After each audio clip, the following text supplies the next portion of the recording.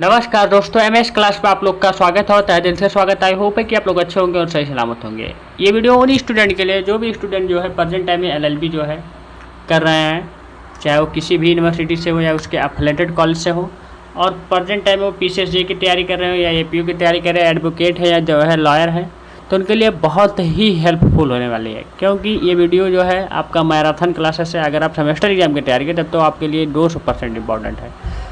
Marathon classes है ये, इसमें मैं आप लोग को बताऊंगा जो है करीबन 7 से 8 टॉपिक पे जो है मोस्ट इंपॉर्टेंट जो है आप लोगों के जो है उसमें से मैं आपको पढ़ाऊंगा। फुल डिटेल आपको वीडियो देखना पड़ेगा। करीबन 1 से 1.5 घंटा के अंदर सारे जो है क्वेश्चंस आपके कवर हो जाएंगे। किसके हो जाएंगे मेरे भाई, कौन से जो है सब्जेक्ट का, तो ये सीपीसी का, ठीक, जिसे हम लोग कहते हैं सिविल प्रोसीजर कोड। 1908 में ये कानून आया था, इसी को हम लोग देखेंगे। अगर आपको बता दूं कि अगर आप जो है जो भी टॉपिक मैं पढ़ाऊंगा इसके आप लोग जो है सिंगल वीडियो देखना चाहते हैं, मतलब उसको जो है तो आप देख सकते हैं। मेरे ही चैनल पे जो है पड़ा हुआ है, आप लोग जाएंगे प्लेलिस्ट में, वहाँ पर जो है सीपीसी लिखा रहेगा। सीपीसी में जा कर के आप प्लेलिस्ट में देख सकते हैं। नहीं तो आप लोग को नहीं मिल पा रहा है वीडियो का लिंक, तो आप 7985535991 पर इस पर कॉल करिएगा, मैसेज करिएगा, मैं आपको लिंक शेयर कर दूँगा। और मेरे व्हाट्सएप ग्रुप से ज्वाइन हो, मुझे जो है इंस्टाग्राम पे भी फॉलो करें, सेम यही नाम है एमएस क्लासेस 7985 इंस्टाग्राम पे। और जो है आप लोगों के वहाँ पर भी जो है जैसे टेलीग्राम पे भी, तो वहाँ भी आपको बेनिफिट मिलेगा ही। तो चलिए अभी स्टार्ट करते हैं। सबसे पहला टॉपिक है, आप लोग सीपीसी के तहत पढ़ेंगे निर्णय, जिसे हम लोग जजमेंट कहते हैं। जजमेंट क्या होता है, इसके प्रकार कितने होते हैं, ये किस तरह से लिया जा सकता है, इसकी अनिवार्यता क्या हो सकती है, इसके अर्थ क्या हो सकते हैं, यही सब हम लोग पढ़ेंगे। तो ध्यान से देखना होगा आपको। अगर आप इंग्लिश मीडियम के स्टूडेंट हैं कोई दिक्कत नहीं, एक बार आप समझ लेंगे तो आप लोग के लिए काफ़ी होगा। मगर जो है अगर आप लोग चाहेंगे कि मुझे जो है इंग्लिश में सर लेक्चर प्रोवाइड करिए, तो आप लोग कमेंट बॉक्स में कमेंट करिएगा, मैं इंग्लिश में भी प्रोवाइड कर दूँगा। क्योंकि ज़्यादातर बच्चे जो है हिंदी मीडियम से, इसलिए मैं सोचता हूँ कि हिंदी ज़रूरी है और ज़्यादा क्वेश्चंस मेरे पास आते हैं। जो जिस हिसाब से मेरे पास क्वेश्चन आते हैं उसी हिसाब से मैं पढ़ाता हूँ। चलिए जानिए इसका मतलब क्या है। तो निर्णय का अर्थ अदालत द्वारा अपने निर्णय का समर्थन करने के लिए दिया गया तर्क है। एक तर्क होता है, जो भी निर्णय का मतलब यही होता है कि एक तर्क जो कि कानून के जो भी जो हाई कोर्ट के जज हो या सिविल कोर्ट के जज हो या सुप्रीम कोर्ट के जज है, जो वो न्यायालय जो देता है, एक तर्क देता है कि आप इस पे जो है इस हिसाब से जो है ले सकते हैं। जैसे आपका जो आपके केस पे जो है जजमेंट दे देता है, निर्णय दे देता है, तो आप केस जीत चुके हैं। और उसी तर्क पर, उसी केस के जो है तर्क पर जो है आप दूसरे केस को भी जीत सकते हैं, अगर उसी तरह का केस रहेगा। इस केस को ले जाकर के वहाँ पेश कर दीजिए न्यायालय के जो है समझ के, देखिए इस पर जो है एक जजमेंट पहले आया हुआ है, यही होता है। आगे देखिए, फैसले को कोई विशेष सर्वोच्चता नहीं दी जाती है, सिवाय इसके कि यह उस कारण का प्रतिनिधित्व करता है जिसके कारण अदालत ने अपने फैसले को नेतृत्व किया। मेरे भाई, इस कारण जो है ये आप लोग के जो है उनके खिलाफ जो है वहाँ प्रतिनिधित्व रखता है या कर्ता अपना निभाता है, कि जो है माना जाता है कि अदालत ने जो है अपने फैसले को नेतृत्व कर दिया, मतलब इसे डिसाइड कर दिया है। आगे देखिए, व्हाइटन के नियम कोष के अनुसार निर्णय है, क्या है जानिए। न्यायिक निर्धारण किसी भी पुरस्कार या एक पार्टी के निवारण एक या दूसरे के निर्वहन के मामले में कार्रवाई को समाप्त कर सकता है। यही मतलब न्यायिक निर्णय ये है कि जब लास्ट है स्टेप, अब यही मामला ख़त्म, यही आपके मुकदमे ख़त्म, अब इससे आगे नहीं जाएंगे। देखिए, स्ट्राउड के जो है जुडिशियल डिक्शनरी में शब्द जो है जजमेंट का अर्थ है रिकॉर्ड में निहित मामले पर अदालत द्वारा सुनाया गया कानून का एक वाक्य और निर्णय कार्रवाई में निहित होना चाहिए। मतलब यही चीज़ कह रहा है, इसमें जो कार्रवाई जो भी होगा उसमें जो है निहित होना चाहिए। परिभाषा देखिए, निर्णय धारा के तहत परिभाषित किया गया है। सिविल प्रक्रिया संहिता की जो है धारा नंबर जो है 2 क्लॉज 9 इस प्रकार है, जानिए 29 में जो है इसे डिफाइन किया गया। निर्णय का अर्थ है किसी डिक्री या आदेश के आधार पर न्यायाधीश द्वारा दिया गया कथन होता है, इसे निर्णय हम लोग कहते हैं। खुले न्यायालय में औपचारिक जो है उद्घोषणा द्वारा जो है बड़े पैमाने पर पक्षकारों और दुनिया के लिए नियम मुकदमों के रूप में न्यायालय के समक्ष उक्त मामले पर न्यायालय का अंतिम निर्णय कहा जाता है। ये लास्ट निर्णय कहा जाता है, इसके बाद कोई चीज़ नहीं होती है। आदेश 20 नियम जो है 4(2) कहता है कि एक निर्णय मामले का एक संक्षिप्त विवरण होगा। एक विवरण होगा भाई, एक संक्षिप्त जो पूरा मतलब पूरी तरह डिफाइन किया जाएगा। निर्धारित के बिंदु उस पर निर्णय और ऐसे निर्णय के सभी कारण हो सकते हैं। कोई कारण होगा तभी निर्णय मिलेगा, तभी आपको मिलेगा, तब आप केस जीतेंगे। निर्णय की अनिवार्यता क्या होती है जान लीजिए। एक निर्णय एक मामले तर्क और बुनियादी विवाद की अनिवार्यता होनी चाहिए जिस पर इसे जो है वितरित किया जाता है, मतलब जिस पर इसे जो है रखा जाए, कोई जो है तर्क होना ही चाहिए। देखिए नंबर फर्स्ट है छोटे कारणों के न्यायालय के अलावा अन्य निर्णय की अनिवार्यता क्या होती है। नंबर फर्स्ट है मामले का संक्षिप्त विवरण देना। दूसरा नंबर निर्धारण के लिए अंक होना चाहिए और उस पर निर्णय और जानिए क्या है। डी नंबर इस तरह के निर्णय का कारण होना चाहिए। अब दूसरा देखिए दूसरा दिए छोटे कारणों की अदालत का निर्णय क्या होना चाहिए। पहला नंबर है दृढ़ संकल्प और बिंदु और उस पर निर्णय होना चाहिए। बी नंबर है। बस मेरे भाई ये चीज़ें थी। अब आगे देखिए आप लोग जो है सिविल प्रक्रिया संहिता 1908 की धारा 22 की शब्द डिक्री को निम्नानुसार परिभाषित करती है। मतलब अब निर्णय के बारे में हम लोग जान लिए, निर्णय क्या होता है क्या नहीं, इसके अर्थ, इसकी अनिवार्यता क्या होती है। इस क्वेश्चन को फुल तरीके से ड्राइव करिएगा। इसमें 1-2 केस लॉ भी आप लोग लिख लीजिएगा। केस लॉ का वीडियो मैं आप लोग के बीच में अभी अपलोड करूंगा कि जो है सीपीसी के मोस्ट इम्पॉर्टेंट केस लॉ क्या हो सकते हैं, आप कहां पर क्या लिख सकते हैं। ठीक, आप लोग टेंशन मत लीजिए, मिलेगा केस लॉ। अब दूसरा क्वेश्चन देखिए आप लोग, डिग्री के तहत 2.2 में शब्द डिग्री को निम्नानुसार जो है परिभाषित करता है। मतलब डिग्री कई तरह का होता है। देखिए डिग्री में आपके 4 से 6 तरह के क्वेश्चन बन सकते हैं। अभी मैं आपको नीचे पढ़ाऊंगा भी, ध्यान से देखिएगा। इसका अर्थ है एक न्यायिक निर्णय और औपचारिक अभिव्यक्ति जो विवाद में सभी या किसी भी मामले के संबंध में पार्टियों के जो है अधिकारों को निर्णायक रूप से निर्धारित करती है, जिसे हम लोग कहते हैं पोशाक। इसे शामिल माना जाएगा डीम्ड डिग्री, जिसे डीम्ड डिग्री किसे कहते हैं। नंबर फर्स्ट वादी की अस्वीकृति होना चाहिए और इस संहिता के धारा 144 के अंतर्गत किसी भी प्रश्न का निर्धारण होना चाहिए। ये 2 चीज़ें मानी जाएगी तभी डीम्ड डिग्री कहा जाएगा। डिग्री की आवश्यकता तो जानिए। न्यायिक निर्णय है, पोशाक है, विवाद में पार्टियों का अधिकार और निर्णायक दृढ़ संकल्प है, औपचारिक अभिव्यक्ति। ये 5 जो है आप लोग को जो आवश्यकता तो लिखना ही पड़ेगा।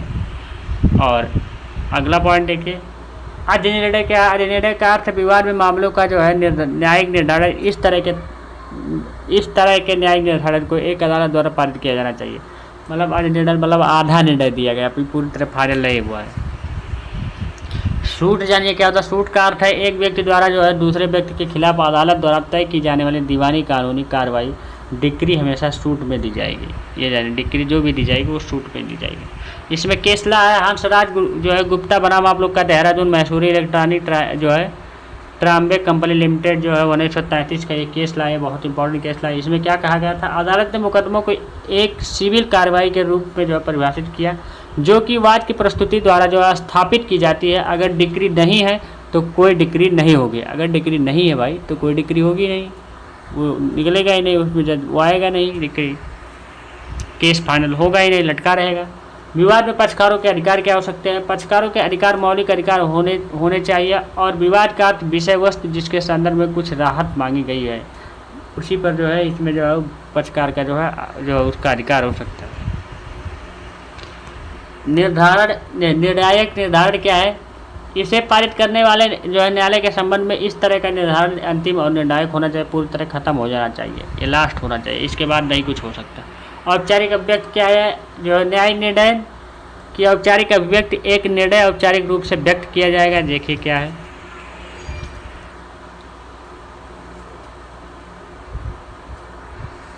तो इसका मतलब है कि फार्म की सभी आवश्यकताओं का अनुपालन किया जाना चाहिए जैसा कि सिविल प्रक्रिया संहिता 1908 की धारा आदेश 20 के नियम नंबर 6 के 6A और 7 के तहत प्रदान किया गया है मेरे भाई ये नियम, तो उसी के हिसाब से अभी भी होना चाहिए। आगे देखिए आप लोग जो है मेरे भाई इसमें ये पॉइंट है क्योंकि आप लोग के इसमें भी टॉपिक है। ये सिविल प्रक्रिया संहिता की धारा 96 के तहत क्या हो सकती है, मूल डिक्री से अपील क्या हो सकता है, ये जानिए। जो मूल डिक्री रहेगा उससे अपील किस तरह का हो सकता है।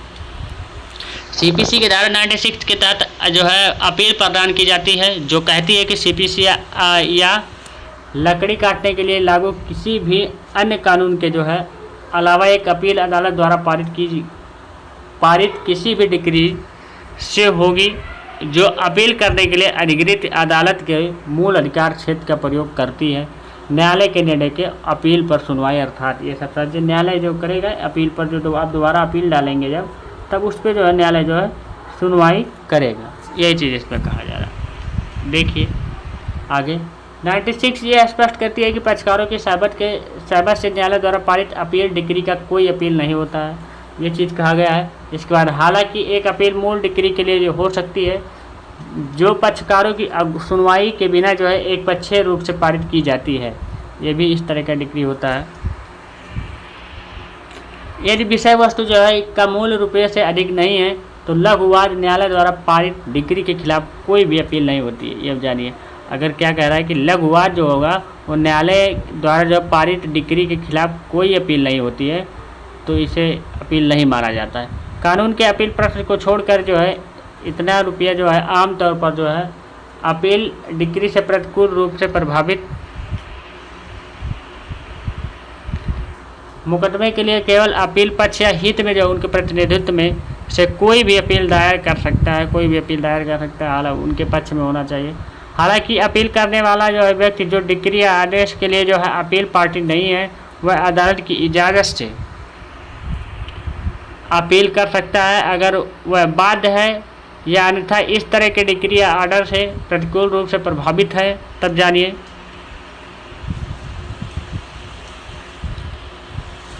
अगला इसी में पॉइंट है। देखिए अपील का अधिकार एक वैधानिक और मौलिक अधिकार क्या हो सकता है। इसमें ये भी एक टॉपिक है। इसमें भी शॉर्ट क्वेश्चन पूछ लिए जाते हैं ABCD करके जो देता है आपके क्वेश्चन, और आएंगे ही हर एक सब्जेक्ट में आपके आ ही रहे, आपको पता होगा।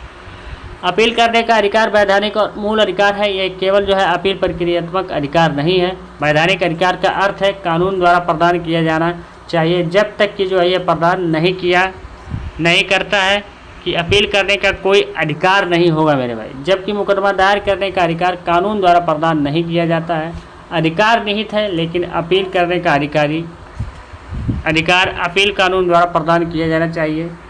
जहां कानून अपील करने के अधिकार का प्रावधान करता है वह अपील मशीनरी का गठन कर सकता है कि अपील कहाँ होगी मेरे भाई। ये चीज़ कहा गया है कि जो अपील कहाँ पर होगी तो वो सब सारी चीज़ें वहाँ तय हो जाएगी। जबकि यह जो मुकदमा करने के अधिकार के लिए सही नहीं है। ये मुकदमा करने के दोबारा के लिए जो है ये अपील सही चीज़ नहीं है, लेकिन अब क्या करें, फिर दोबारा अपील करते हैं, फिर दौड़ते हैं दोनों पार्टी। क्षेत्राधिकार की शर्त के अधीन पर जो है एक दीवानी मुकदमा दायर किया जाना है। एक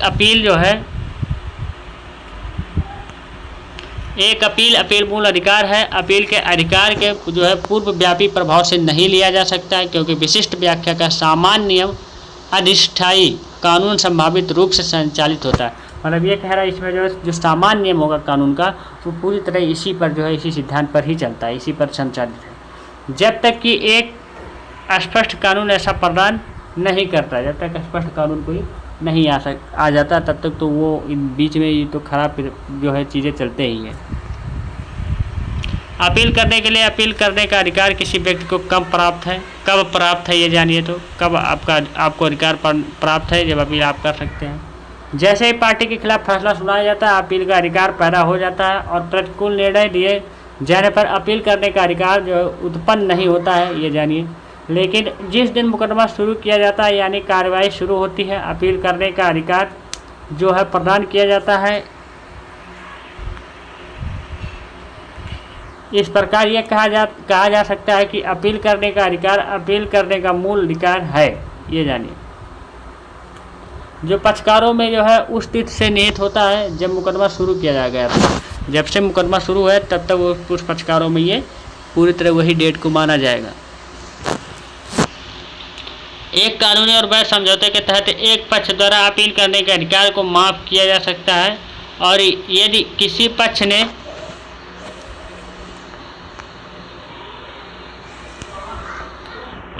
डिक्री के तहत लाभ जो है स्वीकार कर लिया है तो वो उसे जो है इसकी वैधता को चुनौती देने से रोक दिया जाता है। यही कहा गया है कि किसी पक्ष ने जो है लाभ प्राप्त कर दिया अपील से सहित तो उसे जो है पूरी तरह जो है वैधता के साथ जो है उस चुनौती से उसे रोक दिया जाता है। अपील करने का अधिकार भी जो है नष्ट हो जाता है।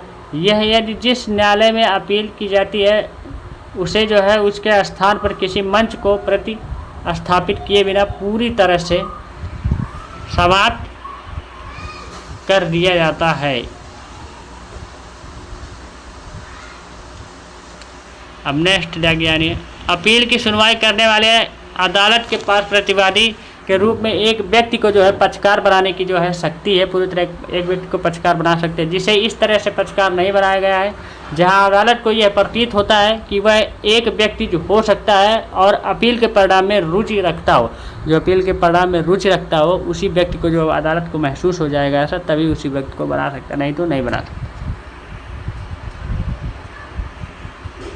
अंतिम डिग्री से अपील या प्रारंभिक डिग्री से कोई अपील नहीं होती है। जानिए, तो आपको पता होगा कि अंतिम डिग्री से जो है कोई, यही पॉइंट है, जैसे नीचे कोई जरूरी नहीं है। ठीक, ऐसे मामले में जहां प्रारंभिक और अंतिम डिग्री पारित करने की आवश्यकता होती है और यदि प्रारंभिक डिग्री को पीड़ित कोई पक्ष जो है अपील पसंद नहीं करता है तो उसे अंतिम डिग्री के खिलाफ किसी भी अपील में ऐसी डिग्री की शुद्धता के बारे में विवाद उठाने की अनुमति नहीं दी जा सकती। नेक्स्ट देखिए, एक अपील कार्यवाही का एक गठन है। अपीलीय अदालत तथ्य जो है और कानून के जो है सवालों की जो है फिर से जांच कर सकती है और सबूतों के लिए जो है फिर से ये सराहना भी कर सकती है। मतलब ये क्या है कि जो सबूत सब सारी चीज़ें दिया गया उसे फिर से जांच कर सकती है, जब यह अपील आप कर सकते हैं। ये देखिए, प्रथम अपीलीय न्यायालय की शक्तियाँ जो है मूल अधिकार क्षेत्र के दीवानी न्यायालय की शक्तियों के साथ जो है सहव्यापक है। हालांकि ऐसी शक्तियों के प्रयोग में कुछ लगाने गए प्रतिबंध हो सकते हैं, हालांकि वे विवेकाधीन हैं और न्यायालय के अधिकार क्षेत्र में बाधा नहीं डालते हैं। संशोधन या समीक्षा के विपरीत जहां हस्तक्षेप के सीमित आधार उपलब्ध हैं, अपीलीय कार्रवाई नीचे के न्यायालयों को निर्णयों की शुद्धता के बारे में निर्णय लेने में बहुत व्यापक और बहुत गुंजाइश प्रदान करता है। ये चीज़ें प्रथम अपील जो है तथ्य जो है के प्रश्न पर जो है या जो है कानून के प्रश्न पर जो है तथ्य के विस्मित पक्ष पर जो है दायर की जा सकती है और किसी मामले में कानून का उत्पन्न हो सकता है, किसी मामले में कानून उत्पन्न हो सकता है। ये सब सारी चीज़ें थी मेरे भाई। तो इस टॉपिक को मैं अब नेक्स्ट देखिए आपका क्या है नेक्स्ट पॉइंट। अपीलीय अदालत के जो है निर्णय निर्धारित बिंदु जो है उस निर्णय और निर्णय के कारण और राहत जिसके लिए अपीलकर्ता हकदार है उल्लेख होना चाहिए। अपीलीय अदालत को अपने स्वयं के कारणों को बताना चाहिए और इस प्रकार निर्णय में एक कहना पर्याप्त नहीं है। मैं मुंसिफ के खिलाफ जो है बिंदु पर दिए गए निर्णय से सहमत हूँ, ये चीज़ कहा जाएगी सहमत हूँ, लेकिन द्वारा जो है अपीलीय जो है द्वारा द्वितीय अपील में निर्णय को जो है रद्द कर दिया जाएगा। फैसला सुनाए जाने के बाद डिक्री तैयार की जाएगी। ये चीज़ें कौन अपील कर सकता है? जानिए, वादा का कोई भी जो है पक्ष जो कि डिक्री द्वारा जो प्रतिकूल रूप से प्रभावित होता है या ऐसी पार्टी के हित का आंतरिक डिक्री से प्रतिकूल रूप से प्रभावित होता है, वह बशर्ते उसका नाम वाद के रिकॉर्ड में दर्ज किया गया हो। ये चीज़ इसमें कहा गया है।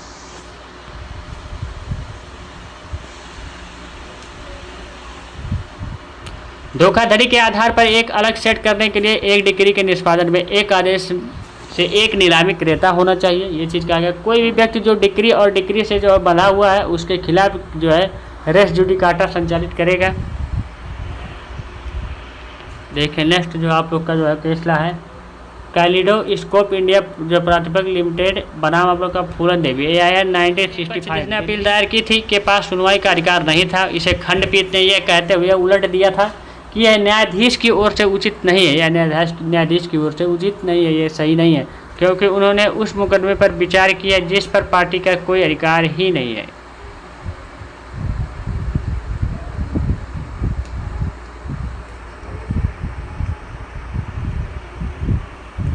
अब नेक्स्ट देखिए अपील के अधिकार और विलय के सिद्धांत पर जो है अग्रणी केस कानून साधु सिंह बनाम आप लोग का जो है धर्म जो है देव करके 1981 का ये कानून था। ये आप लोग देख लीजिए। इस मामले में पंजाब में प्रमोशन के अधिकार की अपील की जाती है। इसको आप लोग पढ़िए मुस्लिम पर्सनल लॉ के तहत। स्क्रीनशॉट ले लीजिए मेरे भाई और पढ़ लीजिएगा, हो जाएगा। देखिए आप स्क्रीनशॉट ले लीजिए और पढ़ लीजिएगा, आप लोग को काम आ जाएगा। यह निर्धारित किया गया था कि निचली अदालतों के डिक्री के अपीलीय न्यायालय, ये भी आप लोग पढ़ लीजिए, अपीलीय न्यायालयों के डिक्री में विलय कर दिया जाएगा और जहां अपीलीय आदेश पर जो है डिक्री तैयार की जाती है और एक बार कार्य पारित हो जाने पर कोई भी पूर्व अधिकारी नहीं होता है। इस कार्यवाही में अपीलीय न्यायालय जो है अपील डिक्री पारित करने की शक्ति से वंचित है।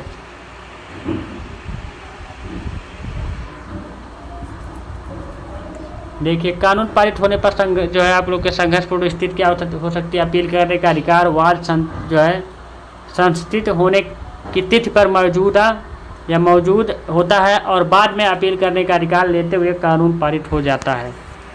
वाद जो है संस्थित करने की तिथि पर अपील करने का अधिकार नहीं, लेकिन बाद में अपील करने का अधिकार प्रदान करने वाले कानून पारित हुआ।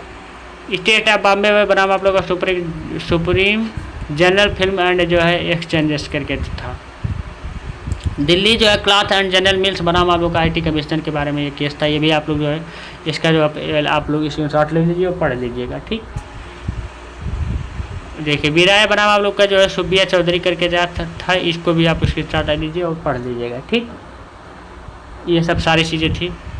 और विराय के सिद्धांत पर केस कानून रामचंद्र जो है अभ्यंकर बनाम आप लोग कृष्णा जी, ये जो दल करके जो 1970 के जारी करने के बाद क्षेत्र, ये भी देखिए आप लोग स्क्रीनशॉट ले लीजिए क्योंकि इसको पढ़ाऊंगा तो काफ़ी बड़ा होगा वीडियो। जारी करने के बाद क्षेत्राधिकारी का प्रयोग किया जाना चाहिए, ये सूचना के बारे में कहा गया। दोनों पक्षों की उपस्थिति में पूर्ण सुनवाई के बाद अर्थात जिस भाग में उच्च न्यायालय का आदेश मामले के विस्तार में जाता है उस सीमा तक केवल जो है अवर न्यायालय के आदेश का ही विलय हो जाता है, ठीक। ये चीज़ कहा गया। अब इसको आप लोग ले लीजिए, ये कोई ज़रूरी नहीं है। देखिए कूना अहमद बनाम केरल राज्य का जो है 2000 का, ये भी आपको केरल सरकार ने केरल न्यायालय के जो समझ पर जो है न्यायाधिकरण फैसले के खिलाफ अपील की। केरल उच्च न्यायालय ने जो विस्तृत आदेश द्वारा अपील को खारिज कर दिया। अधिनियम में आगे अपील का कोई प्रावधान नहीं है, अपील के बारे में कोई प्रावधान नहीं है, इसलिए केरल सरकार ने उच्चतम न्यायालय के समक्ष अनुच्छेद जो है 136 के तहत अपील जो है SLB जो है दायर की, जिसे जो है खारिज कर दिया गया। इसके जो है बाद अधिनियम में संशोधन किया गया और उच्च न्यायालय के आदेश की समीक्षा के लिए नई धारा 8C की जो है अपील की गई। परिणाम स्वरूप अपील धारा में अपने जो है पहले के आदेश की समीक्षा के लिए जो है केरल उच्च न्यायालय के समक्ष जो है अपील पुनरीक्षण याचिका जो है दायर की गई थी। ये चीज़ इसमें कहा गया। इसमें भी कुछ नहीं है, इसको भी आप स्क्रीनशॉट ले लीजिए। अपील है मेरे भाई। देखिए जैसे SSC LLB सुनवाई के बाद यहाँ भी आप स्क्रीनशॉट लीजिए, ये भी है। देखिए वही चीज़ है। निष्कर्ष इसका क्या निकल रहा है जानिए। अपील मैंने पूरा ख़त्म कर दिया मेरे भाई, 3 से 4 टॉपिक थे इसलिए बड़ा पड़ा। इसका निष्कर्ष यह निकलता है सभी लोगों का अभिव्यक्ति अपील को नागरिक प्रक्रिया संहिता 1908 में परिभाषित नहीं किया गया है। यह निचली अदालत में अपील के निर्णय को विचार करने के लिए उच्च न्यायालय में अपील करने के लिए एक आवेदन या याचिका है। ये समीक्षा के लिए जो है अपील की जो है कार्यवाही है जो अपील के उच्च न्यायालय या उच्च अधिकारी द्वारा की जाने वाली अपील के दौरान से ही निचली अपील द्वारा दी जाती है। अपील में कानून का प्राणी अपील है और अपील करने का अधिकार ना तो एक जो अंतर्निहित और ना ही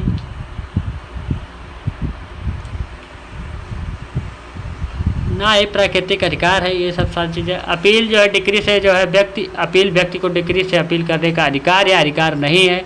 अपील करने का अधिकार कानून द्वारा जो है दिया जाना चाहिए। ये सब सारी चीज़ें हैं, इसमें ले लीजिए। अब आगे देखिए ये अब हम लोग नेक्स्ट जो है टॉपिक को, जैसे कि पार्टी के खिलाफ फैसला सुनाया जाता है, अपील का अधिकार पैदा हो जाता है। प्रतिकूल निर्णय दिए जाने पर अपील करने का अधिकार उत्पन्न नहीं होता है, लेकिन जिन मुकदमा शुरू किया जैसे मुकदमा शुरू किया जाता है यानी कार्रवाई शुरू होती है, अपील करने का अधिकार प्रदान किया जाता है। इस प्रकार यह कहा जा सकता है कि अपील करने का अधिकार अपील करने का मूल अधिकार है। मेरे सही बात है, अपील का जो अधिकार होता है वो मूल अधिकार होता है, संविधान में लिखा हुआ। जो पक्षकारों में उस स्थिति से निहित होता है जब मुकदमा शुरू किया जाता है, तभी से उस पक्षकारों में जो है निहित होता है, पक्षकारों में आ जाता है।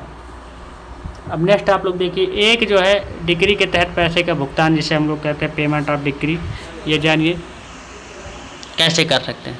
एक डिक्री के तहत जो है देय सभी पैसे जो है नियमानुसार भुगतान किए जाएंगे, जैसे कि डिपॉजिट द्वारा जो है पोस्टल जो है मनी ऑर्डर द्वारा उस कोर्ट को भेजा जाता है जिसका जो है कर्तव्य डिक्री निष्पादित करना है, या बैंक के माध्यम से उस कोर्ट में जो है बी नंबर है बैंक के माध्यम से जो है डाक मनी ऑर्डर द्वारा जो है या किसी अन्य मोड से जिसमें भुगतान लिखित रूप में प्रमाणित हो और कोर्ट के बाहर डिक्री धारक को जो है अन्यथा न्यायालय के रूप में जिसने डिक्री निर्देशित की है। दूसरा पॉइंट है, जहां कोई भुगतान फर्स्ट के खंड का और खंडगा के अधीन किया जाता है वहां निर्णय ऋणी उसकी सूचना डिक्री धारक को या तो समान न्यायालय के माध्यम से या सीधे पंजीकृत डाक द्वारा देगा। सूचना मिल जाएगा, चाहे न्यायालय द्वारा मिल जाए चाहे जो डाक के द्वारा आपको सूचना मिल जाएगा। तीसरा पॉइंट है, जहां उप नियम फर्स्ट के और खंड ए व खंड बी के तहत जो है पोस्टल मनी ऑर्डर द्वारा पैसे का भुगतान किया जाता है, मनी ऑर्डर में निम्नलिखित विवरणों का सही उल्लेख होगा। अर्थात जानिए इसका मूलवाद की संख्या, पार्टियों का नाम, जो है प्रेषित धन को कैसे समायोजित किया जाना, अर्थात क्या इसमें मूलधन ब्याज का लागत शामिल है कि नहीं है, ये भी पॉइंट देखना होगा। चौथा, न्यायालय के निष्पादन मामले की संख्या, जहां ऐसी मामला लंबित हो, मुकदमा भुगतानकर्ता का नाम और पता, उप नियम फर्स्ट। चौथा पॉइंट इसमें जानिए, अब वो सब सारे इतने डॉक्यूमेंट लगेंगे जो मैं ऊपर आपको बताया। उप नियम फर्स्ट और खंड ए और खंड सी के तहत भुगतान की गई जो है किसी भी राशि पर जो है ब्याज यदि कोई हो, उप नियम 2 के तहत नोटिस जो है कि तामील की तारीख समाप्त हो जाएगी, ये चीज़ इसमें कहा है। मूल अधिनियम पर जो है प्रथम जो है अनुसूची के आदेश जो है एक्सरसाइज के मतलब ये 21 के नियम 2 में जो है कहा गया है कि यह डिक्री को अन्यथा समायोजित किया जाता है या शब्दों के स्थान पर या किसी प्रकार की डिक्री को अन्यथा समायोजित किया जाता है, शब्दों के प्रतिस्थापित किया जाएगा। ये सब सारी चीज़ें इसमें कहा गया है। इसमें और कहा गया उपनियम 2 के तहत निम्नलिखित जो है नियम जोड़ा जाएगा, अर्थात जो है निर्णय डिक्री के उदाहरण का पर कोई भुगतान या समायोजन तक नहीं दर्ज नहीं किया जाएगा जब तक कि भुगतान जो है नियम फर्स्ट में प्रदान किए गए तरीके से किया जाता है या समायोजन दस्तावेजी जो है साक्ष्य द्वारा सिद्ध किया जाता है या नोटिस के जवाब में न्यायालय के समक्ष जो है डिक्री द्वारा जो है या उसकी ओर से भुगतान या समायोजन स्वीकार किया जाता है। ये सब सारी चीज़ें। मूल अधिकार, अगला देखिए, मूल अधिनियम की पहली अनुसूची के आदेश जो है 21 के नियम 11 के बाद निम्नलिखित जो है नियम डाला जाएगा, अर्थात 11A राज्य के आधार पर गिरफ्तारी के लिए आवेदन, जहां निर्णीत ऋणी की जो है गिरफ्तारी और जेल में हिरासत के लिए जो है आवेदन किया जाता है। ये बताएगी कि जो है हल्फनामे के साथ होगी, जिस आधार पर गिरफ्तारी के आवेदन किया गया हो उसी हिसाब से जो है हल्फनामा जो लगेगा उसी के आधार पर ये सब सारी चीज़ें इसमें भुगतान किया जा सकता है। मूल अधिनियम के प्रथम अनुसूची आदेश जो है 21 के नियम 17 के उपनियम फर्स्ट के स्थान पर निम्नलिखित उपनियम रखे जाएंगे, अर्थात देखिए नंबर फर्स्ट नियम 11 के नियम 2 द्वारा जो है प्रदान किए गए डिक्री निष्पादन के लिए जो है एक आवेदन प्राप्त होने पर न्यायालय यह सुनिश्चित करेगा कि मामले में लागू नियम 11 से जो 14 की ऐसी आवश्यकताओं का पालन किया गया है या नहीं किया गया, तब पता चलेगा आपका। साथ में और यदि उनका अनुपालन नहीं किया गया है तो न्यायालय दोष को उसी समय जो है या उसके द्वारा तय किए गए जाने वाले समय के भीतर ठीक करने की अनुमति देगा। ये चीज़ इसमें कह रहा है। नेक्स्ट पॉइंट है, यदि दोष का समाधान नहीं किया जाता है तो न्यायालय आवेदन को अस्वीकार कर सकता है, बशर्ते ये कहा ये जहाँ न्यायालय की जो है न्यायालय की यह राय हो कि डिक्री के तहत देय राशि के रूप में आवेदन की गई राशि सही नहीं है। न्यायालय या तो ये सब सारी चीज़ें तय करने की सही जो है राशि क्या है और आवेदन को अस्वीकार करने से पहले दोष को दूर करने की अनुमति क्या है, ये भी जान लीजिए। और एक आदेश पारित करने की जो है डिक्री निष्पादन को जो है इस पर संहिता के अन्य प्रावधानों के अधीन न्यायालय द्वारा अंतरिम रूप से सही राशि के रूप में तय की जा गई और इसी राशि के लिए जारी किसी राशि के लिए किया जाना चाहिए। आवेदन के जो है प्रश्न को प्राप्त करने के अधिकार के अधीन कार्रवाई के दौरान निर्धारित है। यह आदेश देखिए आप लोग का जो है 21 और नियम नंबर जो है 22। मूल अधिनियम का प्रथम सूची के आदेश जो 21 के जो है नियम 22 में नियम फर्स्ट में कहा गया क्लॉज ए और जो है प्रोविजो के में जो है शब्द का एक जो है 1 वर्ष के लिए जो है जहाँ भी वो आते हैं 2 साल शब्द प्रस्तावित किए जाएंगे। शब्द या खंड बी के अंत में डाला जाएगा। खंड बी के बाद निम्नलिखित खंड डाला जाएगा, अर्थात जहाँ डिक्री के पक्ष को जो है समुनिर्दिष्टि या दिवालियापन में जो है रिसीवर के खिलाफ दिवालिया घोषित किया गया हो तब ये माना जाएगा। ये चीज़ें होंगी। अब इसमें देखिए आदेश जो है 21 के नियम नंबर जो है 29 में भी आप इसमें दिया गया है कैसे कैसे किया जाता है, इसको पढ़ लीजिएगा। आदेश जो है 21 का नियम नंबर 31 भी और 32 भी आप लोग नियम नंबर पढ़ लीजिएगा। ये तीनों पढ़ लीजिएगा देखिए। और चौथा देखिए ये भी यहाँ पे दिया गया है आदेश नंबर ऑर्डर नंबर जो है इतना नियम नंबर जो है 41, इसको भी आप लोग पढ़ लीजिएगा ध्यान से। इसमें भी कुछ पढ़ना नहीं, सिर्फ स्क्रीनशॉट लीजिए। अब नेक्स्ट हम लोग देखते हैं टॉपिक न्यायालय जिनके द्वारा आदेश निष्पादित किया जा सकता है। धारा 38 से लेकर के 46 थे। न्यायालय जो जिसके द्वारा क्या है जो है निर्देश जो है पारित किए जा सकते हैं। जानिए इसका मतलब क्या होता है क्या नहीं होता है। न्यायालय जिसके द्वारा डिक्री निष्पादित की जा सकती है, जानिए क्या है।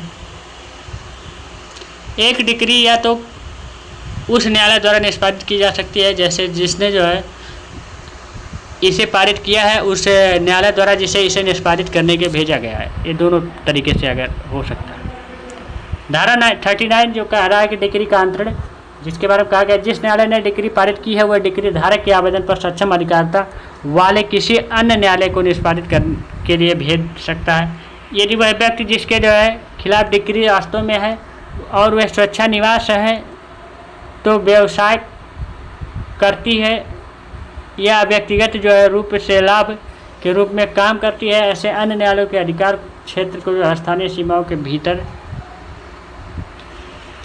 या बी नंबर है यदि ऐसे व्यक्ति के पास न्यायालय के अधिकार क्षेत्र के स्थानीय सीमाओं के भीतर संपत्ति नहीं है जिनसे जो है ऐसी डिक्री को संतुष्ट करने के लिए जो है पर्याप्त डिक्री पारित की है और ऐसे अन्य मामले के अधिकार क्षेत्र के जो है स्थानीय सीमाओं के भीतर जो है डिक्री पारित करने वाला न्यायालय किसी अन्य कारण से विचार करता है तो जिसे वह लिखित रूप में रिटायर्ड करेगा कि डिक्री को ऐसे उच्च न्यायालय द्वारा निष्पादित किया जाना चाहिए। कह रहा जब डिक्री जब पारित होगा तो न्यायालय जो है किसी अन्य कारण जो है किसी उस पर जो है पूरी तरह विचार करेगा। भाई बिना विचार किए डिक्री पारित ही नहीं हो सकता क्योंकि किसी केस की सुनवाई हो रही है तो उसमें आपको जजमेंट या डिक्री कब मिलेगा जब आप पूरी तरह वहाँ सुनवाई होगी, नहीं तो डिक्री भी नहीं मिलेगी। भाई जज हैं तो सोच समझ के दे सकते हैं, आपको पता होगा। नेक्स्ट पॉइंट देखिए जिस न्यायालय ने एक डिक्री पारित की है वह अपने स्वयं के प्रस्ताव को निष्पादन के लिए सक्षम क्षेत्राधिकारी के किसी भी अधीनस्थ न्यायालय को भेज सकते हैं। नेक्स्ट पॉइंट है देखिए इस धारा की प्रयोजन के लिए किसी भी न्यायालय को सक्षम अधिकारिता वाला न्यायालय माना जाएगा यदि उसे डिक्री के हस्तांतरण के लिए आवेदन करते समय ऐसे न्यायालय के पास उस मुकदमे की सुनवाई करने की अधिकारिता होगी जिसमें ऐसा जो है फरमान पारित किया गया था। ये सब सारी चीज़ें हैं मेरे में, ठीक। तो आप लोग को अच्छा तरीके से समझ में आ रहा होगा। कुछ पॉइंट लिखने हैं इस खंड में, कुछ भी जो है उस न्यायालय को अधिकृत करने के लिए जो है नहीं समझा जाएगा जिसने जो है अपने अधिकार क्षेत्र के स्थानीय सीमाओं के बाहर किसी व्यक्ति या संपत्ति के जो है खिलाफ ऐसी डिक्री निष्पादित करने का आदेश ये पारित किया जाता है। देखिए 40 नंबर डिक्री का दूसरे राज्य के न्यायालय में हस्तांतरण कैसे होगा, दूसरे राज्य के न्यायालय में कैसे जाएगा। जहाँ कोई डिक्री निष्पादन के लिए किसी अन्य राज्य में भेजी जाती है उसे ही या उसे ऐसे न्यायालय में भेजा जाएगा और उस राज्य में लागू नियमों द्वारा निर्धारित तरीके से निष्पादित किया जाएगा। जो उस राज्य में नियम लागू रहेगा उसके तहत जो इसकी सुनवाई होगी। ऐसा नहीं कि इस जहाँ से भेजा गया इस राज्य के तहत, नहीं, बिल्कुल नहीं। 41 धारा के निष्पादन की कार्रवाई का परिणाम प्रमाणित किया जाना, ये भी आप लोग पढ़ लीजिए। 42 कह रहा है अंतरिम डिक्री के निष्पादन में न्यायालय की शक्तियाँ हो सकती है। न्यायालय की शक्तियाँ क्या हो सकती है क्या नहीं हो सकती है, ये देखिए स्क्रीनशॉट आप ले लीजिए और इसको पढ़ लीजिएगा। न्यायालय की शक्तियाँ क्या होती है, इंपॉर्टेंट मैंने बता दिया। नेक्स्ट देखिए 2 नंबर है, उपधारा फर्स्ट के प्रावधानों की उपकारिता पर जो है प्रतिकूल प्रभाव डाले बिना जो है उस उपधारा के तहत न्यायालय की शक्तियों में उस न्यायालय की निम्नलिखित शक्तियां शामिल होंगी जिसमें डिक्री पारित की, अर्थात धारा 39 के तहत किसी अन्य न्यायालय को निष्पादन के लिए डिक्री भेजने की शक्ति होती है। अब नेक्स्ट पॉइंट देखिए, धारा 50 के अधीन जो है मृत निर्देश ऋणी के विधिक प्रतिनिधि के विरुद्ध डिक्री जो है निष्पादित करने की शक्ति होती है। डिक्री के कुर्की का आदेश देने की शक्ति होती है। उपधारा 2 में निर्देश शक्तियों के प्रयोग में एक आदेश पारित करने का न्यायालय उसकी एक प्रति उस न्यायालय को भेजेगा जिसने डिक्री पारित की है। एक जो छाया होगी, जो फोटोकॉपी होगी, उसको वहाँ भेजेगा जो कि जिसके हिसाब से पारित की है। ये धारा की कोई बात उस न्यायालय के जो प्रदत्त करने वाली नहीं समझी जाएगी जिससे डिक्री निष्पादन के लिए जो निम्नलिखित शक्तियों में से किसी। अगला पॉइंट देखिए, डिक्री के अंतरित के उदाहरण में निष्पादन का आदेश देने का शक्ति।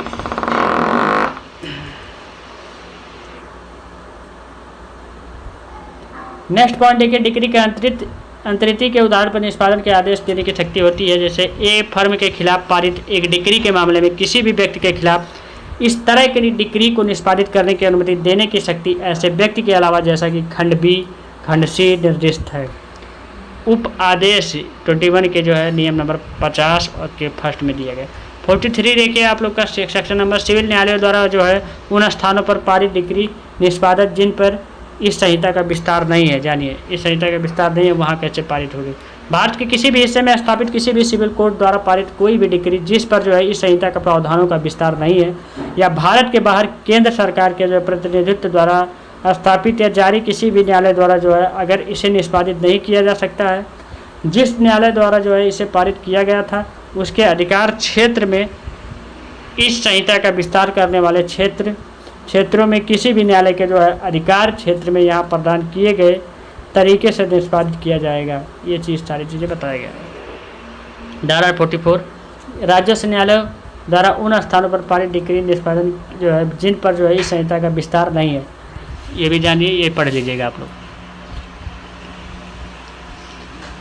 इसके साथ ले लीजिए मेरे भाई, इसको पढ़ लीजिएगा, कोई दिक्कत है नहीं, पढ़ेंगे तभी चलेगा, उतना लिख देंगे एडिंग बहुत है। देखिए 44, एक अपारस्परिक क्षेत्र में न्यायालयों का पारित डिक्री का निष्पादन हो सकता है।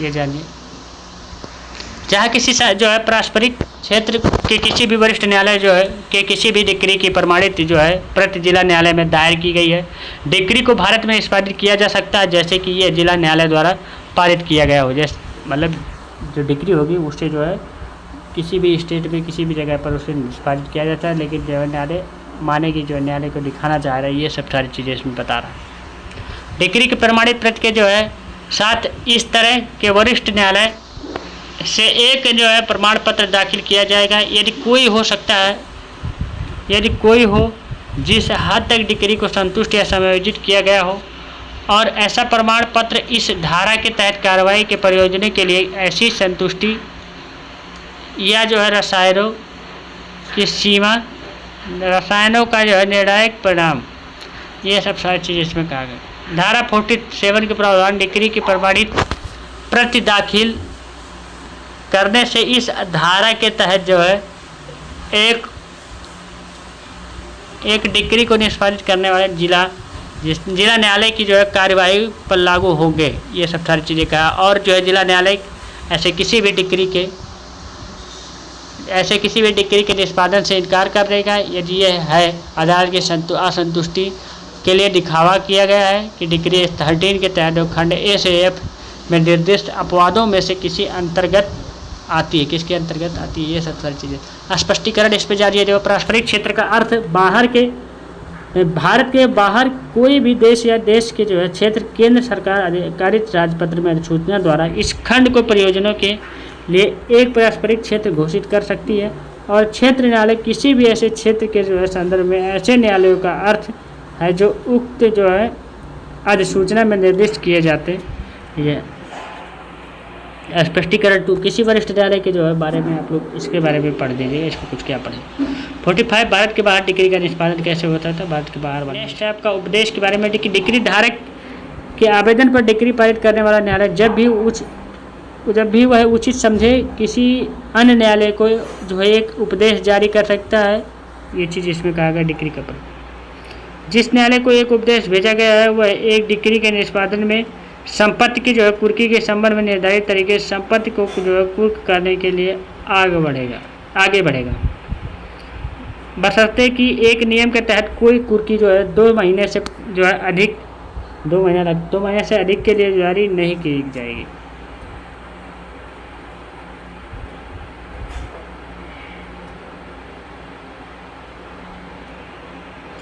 आगे देखिए, इसको आप लोग पढ़ लीजिए, इसमें कुछ नहीं। महत्वपूर्ण मामले के बारे में कौन सा न्यायालय डिक्री निष्पादित कर सकता है? राजकुमार बनाम आप लोग का जो हजारीराम AIR 1961 राज 157 के बारे में। शेख सिविल प्रक्रिया संहिता 38 में प्रावधान है कि एक डिक्री या उसे जो है या उस न्यायालय द्वारा निष्पादित की जा सकती है जिसने जो है इसे पारित किया है।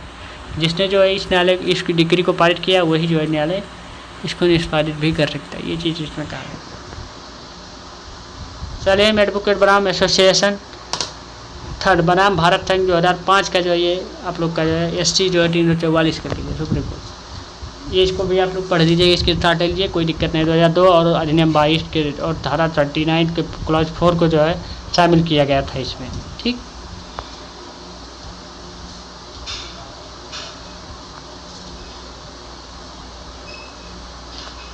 ये देखिए धारा 39 के प्रक्रिया और धारा संहिता के बारे में, आदेश के बारे में जानिए। सलीम एडवोकेट बनाम एसोसिएशन बनाम भारत संघ के बारे में आप लोग पढ़ लीजिएगा। जैसे हम लोग कहते हैं SCC 344 में दिया गया ये।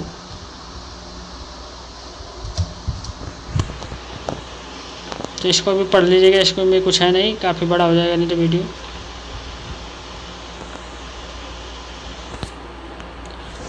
दिया गया धारा 39 के जो है न्यायालय को अपने अधिकार क्षेत्र से बाहर डिक्री निष्पादित करने के लिए अधिकृत नहीं करती है, लेकिन यह उन प्रावधानों पर निर्धारित शर्तों के अनुपालन पर ऐसी शक्ति देने वाले अन्य प्रावधानों को कमज़ोर नहीं करती है। ये भी जान लीजिए, अगर उस पर प्रभाव नहीं डालती उसको कमज़ोर भी नहीं करती है। इस प्रकार प्रावधान जैसे आदेश 21 के नियम 3 बार आदेश 21 के नियम 48 है जो अलग तरीके के प्रदान करते हैं, संहिता की धारा 39 क्लॉज 4 से प्रभावित नहीं है। संहिता की धारा 41 का प्रभाव राजकुमार बनाम आप लोग का हजारीलाल AIR 1961 का 1957 के बारे में दिया गया है। पढ़े। अपील से संबंधित समान प्रावधानों का विश्लेषण जानिए। 107 धारा 107 से 108 अपील से संबंधित समान प्रावधान है। धारा 107 भी इस प्रकार है, ऐसे शर्तों और सीमाओं के अधीन और निर्धारित की जा सकती है। एक अपील न्यायालय के पास स्थित होगी। अंत में एक मामले का निर्धारण करने के लिए होगा, एक मामले की रिमांड करने के लिए होगा, मुद्दों को फ्रेम करने और अन्य जो है परीक्षण के लिए जो है संदर्भित करने का अतिरिक्त सबूत लेने के जो है लिए या इस तरह के सबूत लेने की आवश्यकता नहीं है। देखिए, पूर्वोत्तर के अनुसार अपीलीय न्यायालय के पास वह शक्तियाँ होगी जो लगभग जो है वह कर्तव्य निभाएगी जो इस संहिता द्वारा जो है मूल अधिकार। आदेश 41 की धारा 107 क्लॉज 1A और नियम 24 अपीलीय अदालत को एक मामले को अंतिम रूप से निपटाने में सक्षम बनाता है। ये रिकॉर्ड पर सबूत पर्याप्त है। 107A में B जो है रिमांड की शक्ति वापस भेजे और संबंधित जो आदेश 41 के नियम 23 में किया गया या कहा गया जो है कि जिस अदालत की डिक्री की अपील की गई है उसने जो प्रारंभिक बिंदु पर मुकदमे का निपटारा कर दिया है और डिक्री को अपील में उलट दिया गया है।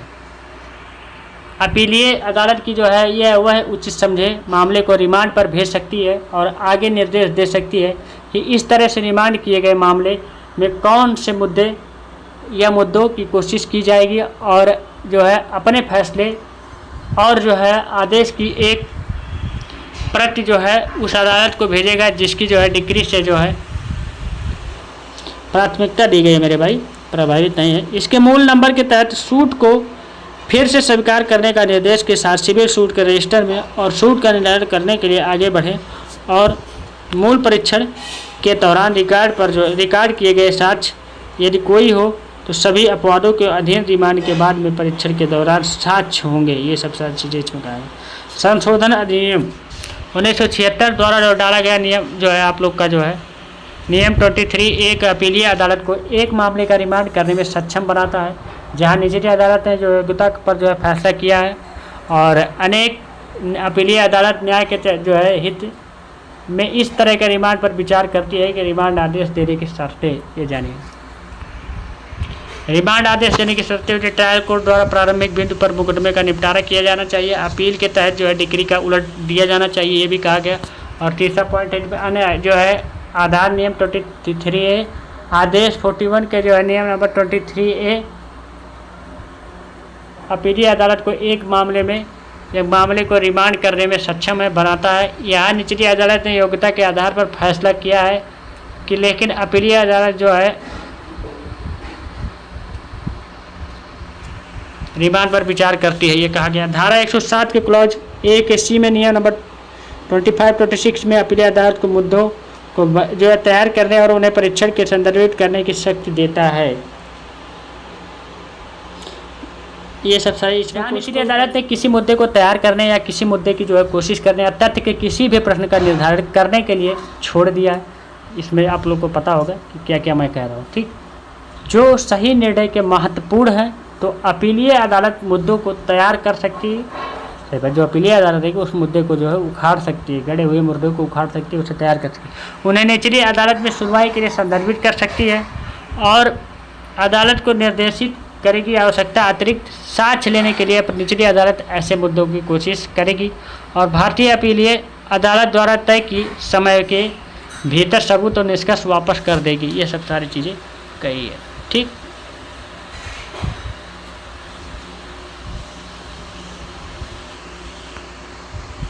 धारा 107 क्लॉज 1 और का डी समान नियम का एक अपवाद है जो एक आवश्यकता का अधिकार देता है। देखिए अतिरिक्त साक्ष्य के लिए जो परिस्थितियाँ क्या हो सकती हैं। साक्ष्य स्वीकार करने के लिए निचली अदालत के अनुचित इनकार, नए साक्ष्य की खोज अपीलीय अदालत द्वारा आवश्यकता होनी चाहिए। आदेश 41 का नियम 33 एक अपीलीय अदालत को डिग्री को संशोधित करने का अधिकार देता है। अपीलीय न्यायालय के कर्तव्य होने चाहिए। देखिए कौन कौन से। अपील पर जो अंतिम रूप से निर्णय लेने का कर्तव्य, तकनीकी त्रुटियों के लिए डिग्री में हस्तक्षेप न करने का कर्तव्य, सबूत की फिर से सराहना करने का कर्तव्य, कारण आदि निर्धारित रिकॉर्ड कराने का जो है कर्तव्य। ये सब सारी चीज़ें इसमें है।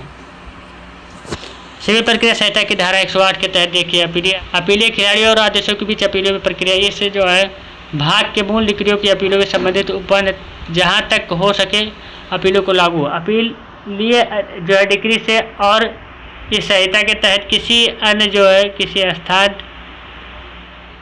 इसमें एक अलग जो है प्रक्रिया प्रदान की जाती है। इसमें कहा गया है अपील के समान प्रावधानों से संबंधित मामला कानून। देखिए शांतिलाल बनाम आप लोग का गुजरात विद्युत बोर्ड है, इसे आप लोग पढ़ लीजिएगा। इसमें भी चीज़ें कही गई है तो इसका स्क्रीनशॉट ले लीजिए, आप लोग पढ़ लीजिएगा। देखिए पूरा पचुबी रामा बनाम आप लोग का जो है सुर विमल कुमारी करके थे इस केस में। इस केस को भी आप लोग स्क्रीनशॉट लीजिए और पढ़िएगा मेरे भाई, फिर इसके बाद आप जा करके कर लीजिएगा। देखिए CWT बनाम आप लोग का देखिए आप लोग का LTD करके कलकत्ता जो है एल्यूमिनियम निक, ये भी आप लोग स्क्रीनशॉट ले लीजिए। इसको भी आप लोग अच्छे तरीके से रीड कर लीजिएगा। बहुत डिटेल में जाना होगा तो आप गूगल से या आप अपने बुक से ले लीजिएगा। शिवाजीत चौहान देखिए ये पाटिल हमेशा माधव में गोस्वामी, ये सब सारी चीज़ें इसको भी आप लोग पढ़िएगा अच्छे से।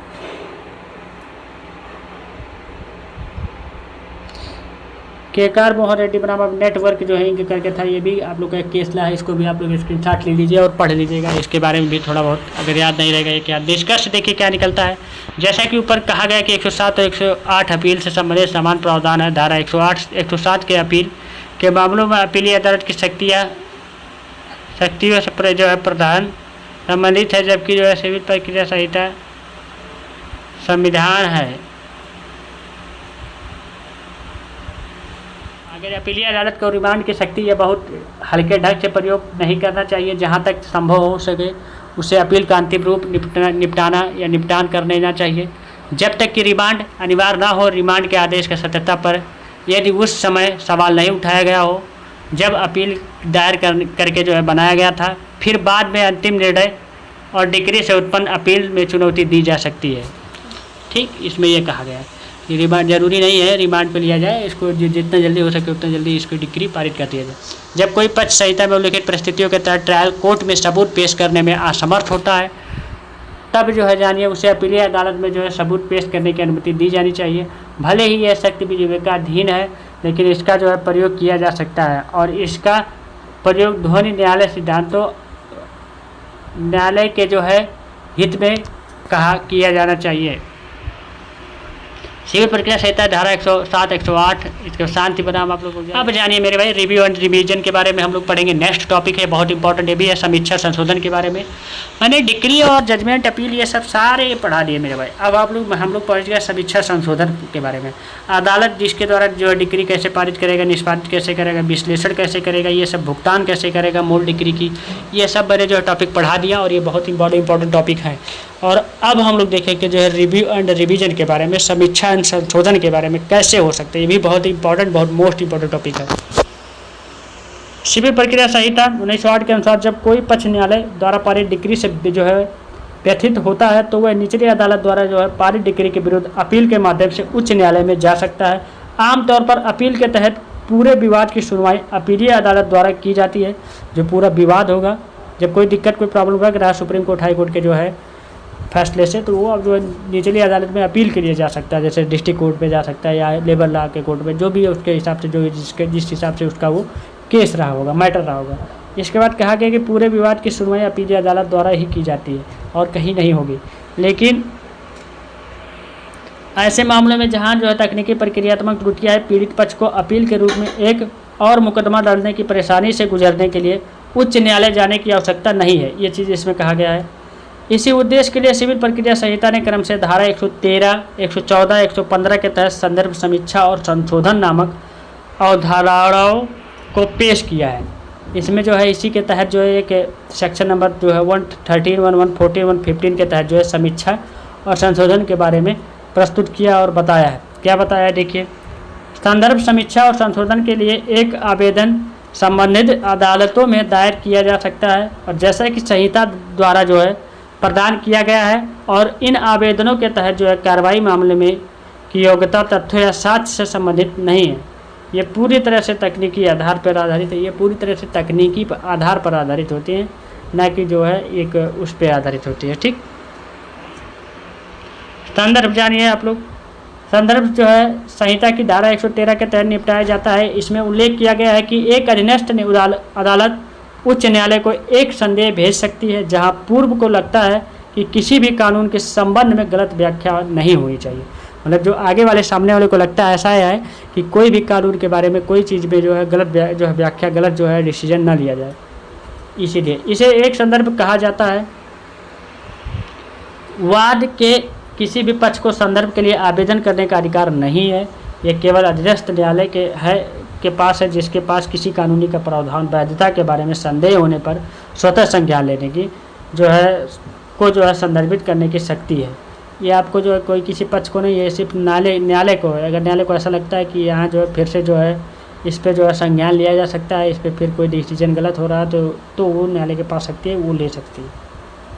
न्यायालय जो कानूनी प्रावधानों की वैधता के अलावा अन्य मामलों के लिए न्यायालय उच्च न्यायालयों के संदर्भित करने के लिए जो है बाध्य नहीं है। इसलिए जब न्यायालय को लगता है कि उसे किसी लंबित मामले के बारे में स्पष्टीकरण की आवश्यकता है तो वह निर्णय देते समय त्रुटियों से बचने के लिए उच्च न्यायालय से राय ले सकता है।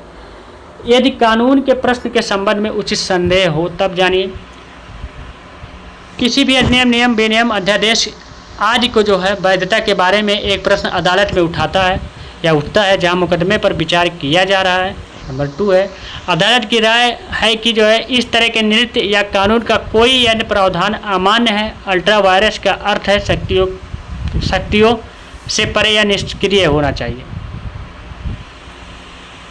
तीसरा पॉइंट अगला है कानून के प्रावधान इस तरह से के सवाल को जो है पहले कभी भी उच्च न्यायालय का सर्वोच्च न्यायालय द्वारा अवैध नहीं मनाया गया था।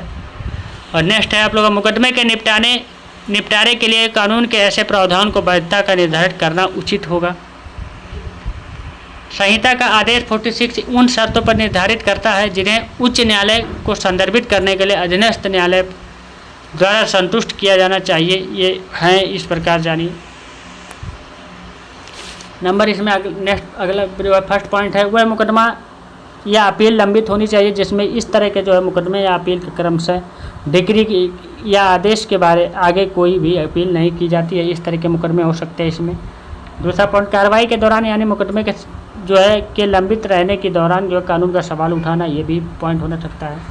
नेक्स्ट पॉइंट है न्यायालय को जो है उस बात पर विचार करना चाहिए जिससे जो है कानून के प्रश्न के संबंध में ऐसा संदेह उत्पन्न हुआ हो, इसके बारे में। नेक्स्ट अगला देखिए, जहां उच्च न्यायालय को इस तरह का संदर्भ किया गया है, अधीनस्थ न्यायालय उच्च न्यायालय के राय को ध्यान में रखे हुए एक डिक्री पारित कर सकता है। मतलब इस सब पॉइंट को ध्यान में रख करके जो है न्यायालय जो है एक डिक्री पारित करेगा उस के खिलाफ, उस केस के खिलाफ। समीक्षा जानिए, समीक्षा के बारे में क्या है। संहिता की धारा 114 के तहत समीक्षा का उल्लेख किया गया है। इसका मतलब क्या होता है, देखिए एक पीड़ित पक्ष समीक्षा के लिए उसी अदालत में आवेदन दायर कर सकता है जहां डिक्री पारित की गई। जहां डिक्री पारित करेगी, अगर उस व्यक्ति को पीड़ित है वहां समीक्षा भी दायर वही कर सकता है, दूसरे अदालत में नहीं कर सकता। देखिए ये प्रावधान अदालत को दिए गए फैसले के संबंध में की गई है। किसी भी त्रुटि या गलती के मामले में उसे सुधारने के लिए अपने फैसले को समीक्षा करने में सक्षम बनाता है। जबकि धारा 144 एक मूल अधिकार है। इसके लिए प्रक्रिया संहिता के आदेश 47 के तहत प्रदान की गई जो है समीक्षा के लिए आवेदन पर जो है परिस्थितियों में दायर किया जा सकता है, जो कि परिस्थितियों में आवेदन दायर किया जा सकता है। ये चीज़ इस पर कह रहा है। एक डिक्री या आदेश कानून द्वारा जो है प्रदान किए गए अनुसार अपील योग्य है, लेकिन ऐसी कोई अपील नहीं की गई है। देखिए दूसरा पॉइंट इसमें कई जो है कतिपय डिक्री या आदेश की जो है अपील का कोई प्रावधान नहीं है। छोटे कार्डों के जो है न्यायालय द्वारा एक डेढ़ का पारित किया जाता है। समीक्षा के लिए आवेदन आदेश डिक्री का जो है तारीख 30 दिनों के भीतर दायर किया जाएगा। जो समीक्षा होगी वो 30 दिन के लिए जो है पारित की मतलब भीतर ही जो उसे दायर कर सकते, नहीं तो नहीं। वास्तव में सर्वोच्च न्यायालय भारत के संविधान के अनुच्छेद 137 के तहत नियम अपने निर्णयों को समीक्षा भी कर सकता है। सर्वोच्च न्यायालय के जो है नियम 1966 के अनुसार समीक्षा याचिका फैसले की तारीख से 30 दिनों के भीतर दायर की जानी चाहिए। जानिए 30 दिनों के भीतर ही होना चाहिए।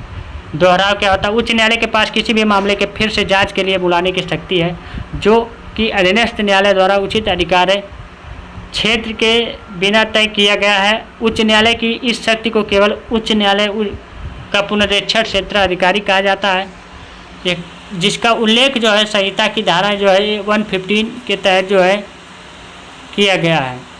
पुनरीक्षण क्षेत्र अधिकारी एक मूल अधिकारी नहीं है, बल्कि आवेदक को दिया गया विशेषता अधिकार मात्र वाद के पक्षकारों द्वारा निम्नलिखित परिस्थितियों में पुनरीक्षण के लिए आवेदक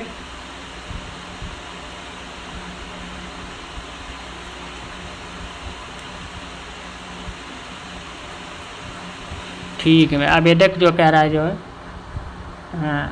क्षेत्र अधिकारी निम्नलिखित द्वारा परिस्थितियों में पुनरीक्षण के आवेदन किया जा सकता है जहां अधीनस्थ न्यायालय के पास ये सब सारी चीज़ें हो। कानून द्वारा प्रदत्त क्षेत्राधिकार का प्रयोग नहीं किया गया, अधिकार क्षेत्र के संबंध में अदालत की गलत धारणा होगी। और दूसरा पॉइंट है, इसमें निहित अधिकार क्षेत्र का प्रयोग करने में विफल अदालत द्वारा क्षेत्राधिकारी का प्रयोग न करना। तीसरा पॉइंट, अवैध रूप से अपने अधिकार के क्षेत्र का प्रयोग किया, अदालत द्वारा जो अधिकार क्षेत्र का नियमित प्रयोग, ये सब सारी चीज़ें इसमें कहा गया। ये 3 पॉइंट है, इंपॉर्टेंट है, इसको ध्यान में रखिएगा, तभी आप लोग जो है इस क्वेश्चन को कर सकते हैं। उच्च न्यायालय के फैसले उलट नहीं सकता, जहाँ भी देखिए पक्षकारों द्वारा पूरे विवाद का निस्तारण कर दिया गया हो। इस तरह के फैसले को उलटने में अपूरणीय क्षति या हानि होगी, जिसके खिलाफ यह किया गया था। चूँकि उच्च न्यायालय के पास जो है केवल पुनरीक्षण क्षेत्र अधिकारी, इसलिए ऐसे शक्ति से प्रयोग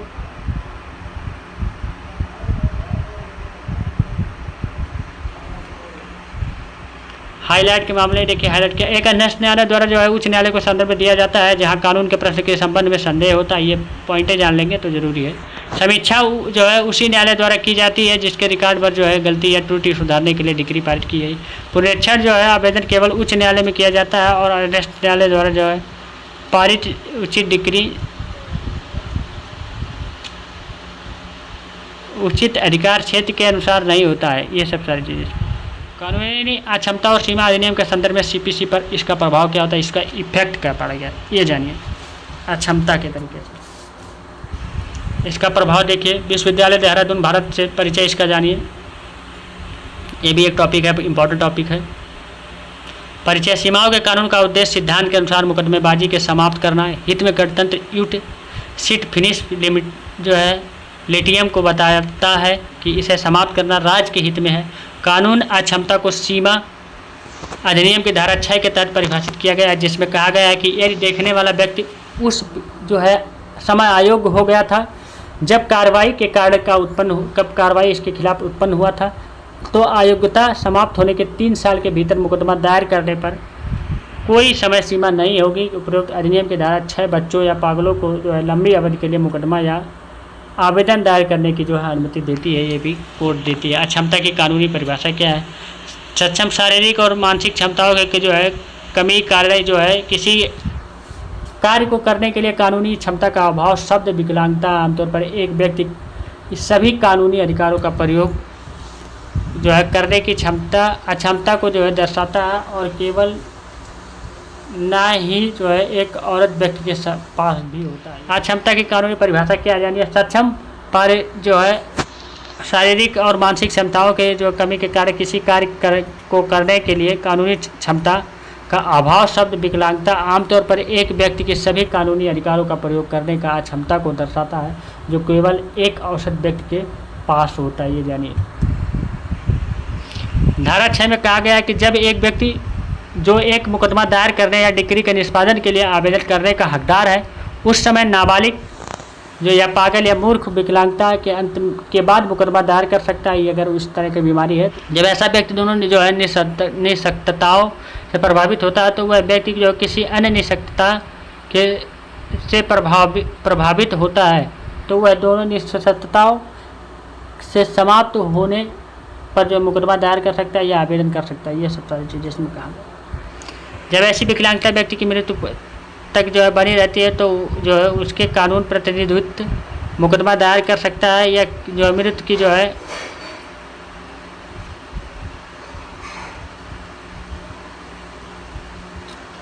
जहाँ मृत्यु के अलावा कानून प्रतिनिधित्व प्रभावित होते हैं, वहाँ उपयुक्त प्रावधान होगी। जब किसी बीमारी को पीड़ित व्यक्ति के विकलांगता समाप्त होने के बाद लेकिन इस धारा पर निर्धारित समय सीमा से पहले मृत्यु हो जाती है, तो उसका कानूनी प्रतिनिधित्व मुकदमा दायर कर सकता है। जो कानूनी प्रतिनिधित्व होगा उसका ध्यान रखेगा, उस सलाहकार होगा, वो भी मुकदमा जो दायर कर सकता है अगर उस व्यक्ति की मृत्यु हो जाती है। तो उसी समय सीमा के भीतर एक आवेदन दायर कर सकता है, जैसे कि उस व्यक्ति की मृत्यु नहीं हुई थी। ये सब सारी चीज़ें ये धारा के तहत नाबालिग में माँ के गर्भ में पल रहा बच्चा भी शामिल है। कानूनी विकलांगता के प्रकार नाबालिग हो सकते हैं। 21 वर्ष की आयु को बहुमत आयु माना जाता है, आपको पता होगा।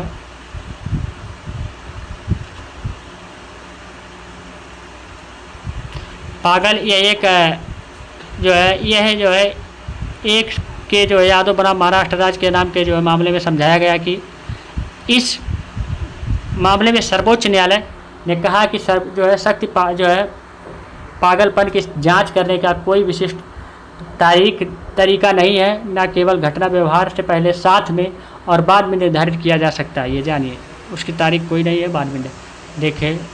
अगला ये आप लोग का ये पढ़ लें। लिमिटेशन एक्ट 1963 के तहत कानूनी विकलांगता से संबंधित नियम जानिए। ये लिमिटेशन एक्ट है, इसी में हम लोग पढ़ रहे हैं।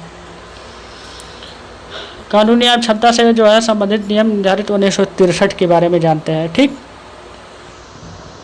धारा 3, 6, 7, 8, 9 के तहत जो है निम्नलिखित धारा 3 सबसे महत्वपूर्ण खंड है, जो समय अवधि के लिए प्रदान करता है, जिसमें एक व्यक्ति अवधारणा से जो है परे जो है एक मुकदमा दायर कर सकता है। सीमा की जो है जो व्यक्ति जो है सूट दाखिल करने से रोकता हो। धारा 4 से 24 में जो है असाधारण स्थितियों के मामले में अपवाद शामिल है, और ऐसे 3 जो आधार उपलब्ध हैं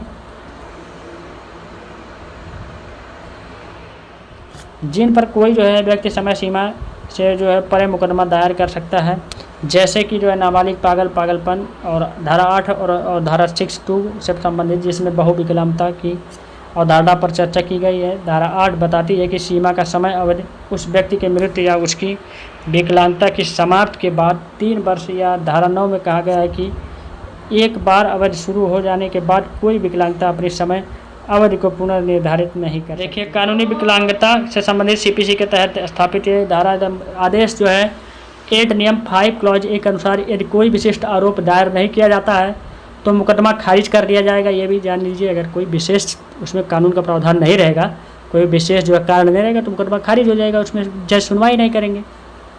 भाई अफसल सी बात आपको पता होगा। कुछ पहचानने में विफल रहा हो तो इसे विशेष रूप से व्यक्तियों को छोड़कर स्वीकार किया जाएगा और कानूनी अक्षमता की पीड़ित होगी। धारा 6 के 3 में RW आदेश जो है 22 होना है जो कहता है कि कानूनी प्रतिनिधि मृतकवादी की ओर से मुकदमे में पक्षकार हो सकता है। आदेश 022 के अनुसार यदि मृतक का कोई कानूनी प्रतिनिधित्व नहीं बचा है तो अदालत उसकी संपत्ति के प्रतिनिधित्व करने के लिए महाप्रबंधक या ऐसे अधिकारी को नियुक्त कर सकती है जिसे वह उचित समझे। ये कहा गया है कि अगर उसके पास कोई पक्षकार नहीं बचा हुआ, वो पागल है व्यक्ति या वैसा है, तो इसके खिलाफ जो है, इसके लिए जो है कानून, जिसके लिए जज जो है या न्यायालय जो है एक सरकारी लॉयर भी अपॉइंटमेंट कर सकती है, जो उसी हिसाब से उसे अच्छा लगे, जिसको उसी को नियुक्त करेगी। केस कानून बापू तात्या देसाई बनाम आप लोग का जो बालाजी रावजी देसाई के बारे में कहा गया, इसके बारे में पढ़ लीजिएगा। ये आप लोग जो स्क्रीनशॉट इसका ले लीजिए, देखिए बहुत इंपॉर्टेंट है ये। श्रीमती उषा रानी बनर्जी अन्य बनाम प्रीमियम जो है इंश्योरेंस कंपनी लिमिटेड मद्रास और अन्य में धारा 7 और धारा 6 के बारे में निर्धारित किया गया है। इसको भी आप लोग पढ़ लीजिएगा, स्क्रीनशॉट ले लीजिए, ठीक नहीं तो आप लोग जो है ऐसे ही पढ़ लीजिएगा, नोट डाउन कर लीजिए, फोटो खींच लीजिए आप लोग, ठीक। लालचंद धनलाल और धर्मचंद अन्य के बारे में, इसको भी आप लोग पढ़े, धारा 9 के अनुसार जो है कहा गया है। इसके भी आप लोग को जो स्क्रीनशॉट ले लीजिए मेरे भाई, ठीक। ये थोड़ा काफ़ी बड़ा है तो इसको स्क्रीनशॉट ले लीजिए आपकी। बाकी मैं पढ़ाऊँगा तो यार काफ़ी टाइम लगेगा, दिक्कतें होंगी आपके साथ।